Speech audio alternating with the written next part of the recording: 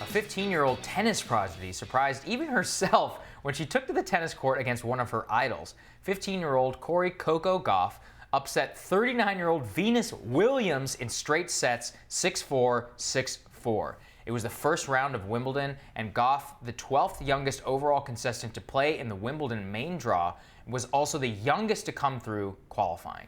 Last year, Gauff won the French Open Girls Championship and made it to the quarterfinals of Junior Wimbledon.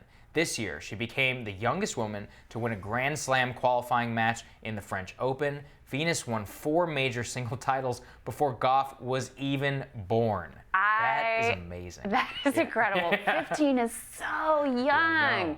But also, I have to say, as a 37-year-old woman, I love that Venus and Serena are still out there kicking ass, too. I agree. That is love amazing. Venus Williams. I mean, 39, like, that's a lot of longevity. Yeah, exactly. For a tennis player, that is eternity. Like, tennis, you really peak around like 20, 21 years old. So, to be this good when you're 15, oh man, like this girl is going to be a star. Yeah. That's amazing. I think it's safe to say Taylor Swift and Scooter Braun. Is it Brown or Braun? Do you know? I have no idea. We don't know anything about the story, but we're learning. Our never ever, what is it, Braun? Okay, it's Braun. Scooter Braun. There we go. Thank you, control room. Are never ever ever getting back together. On Sunday, Swift posted on Tumblr in response to news that her record label, Big Machine, had been sold to a company run by Braun, best known for managing pop stars like Justin Bieber and Ariana Grande, and notably Kanye West. In the post, Swift called the sale to Braun her, quote, worst case scenario and blamed him for the, quote, incessant manipulative bullying by clients of his. The hashtag WeStandWithTaylor began trending on Twitter. Among Swift's supporters were other musicians like Halsey and Brendan Urie. However, Bieber, Demi Lovato, and others were quick to jump to Braun's defense, effectively telling Swift to shake it off.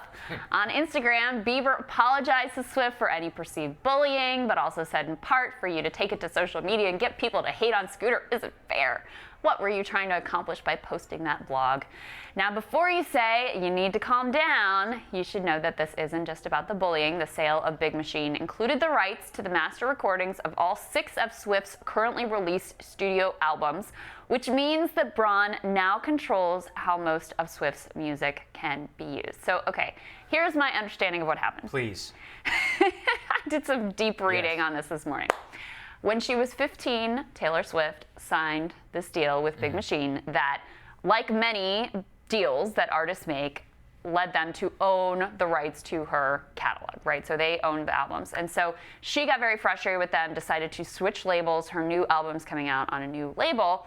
And they had given her the opportunity to earn back that catalog album by album. Basically, for every new album she made, she could earn back one of the past ones. She thought that was very unfair, decided to just break with the past altogether, move forward. Then they sold the rights to this group and did not notify her, didn't give her a chance to bid on it herself. She was caught, according to her post, although there's some disputing of this, according to her post, she had no idea that this was happening until she read it in the news. So she is very frustrated and wanted to serve as a warning to other young artists not to make a similarly bad deal as she did. I mean, and there's lots of Kanye, Justin Bieber, Kim Kardashian drama thrown in the mix just to make it super clicky. It is pretty crazy. You literally don't own your own music. That's crazy. It is crazy. It's capitalism.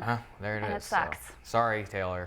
Vote for Bernie Sanders. Yeah, right. There you go. Tomorrow on Rising, former special envoy for the 6-party talks with North Korea, Ambassador Joseph Detrani, shares his perspective on the current state of the denuclearization negotiations. And we're going to look at the broader impacts of the recent census Supreme Court decision with 2 former Commerce Department members. They're going to explain just how important an accurate census count truly is for the United States. Interesting stuff. Have a wonderful day. We'll see you tomorrow. See you tomorrow.